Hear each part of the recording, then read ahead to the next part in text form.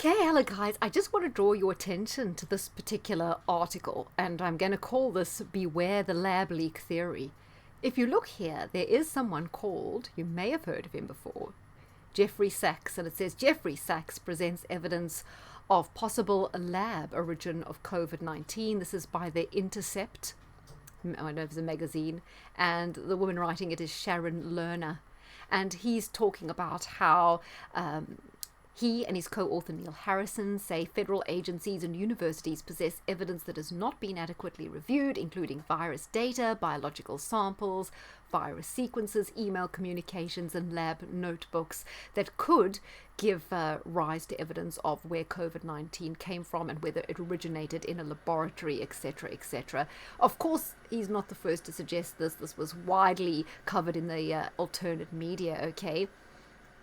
But why I'm saying that we should be wary, the article goes on and there.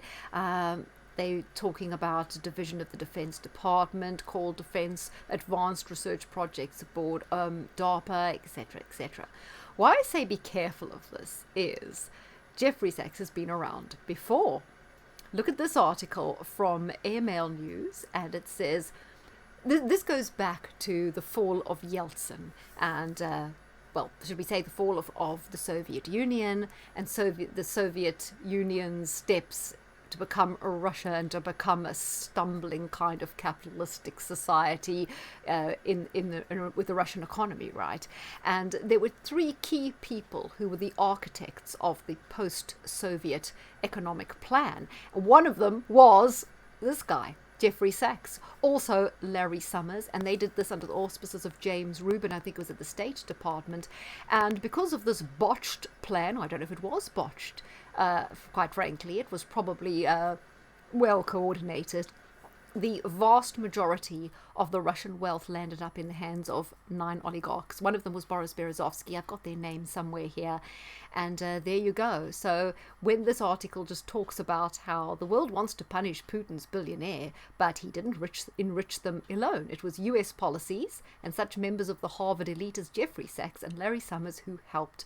So just as they are trying to redo this right now by collapsing an emerging Russia and raping it again, just like they did under Yeltsin when the Soviet Union fell, we find that this guy's also poking his nose into the origin of COVID. So I would be very, very wary of any theories that start coming out or he starts pushing, etc., etc. So there you go. I just thought I would mention it about that guy because his name came up.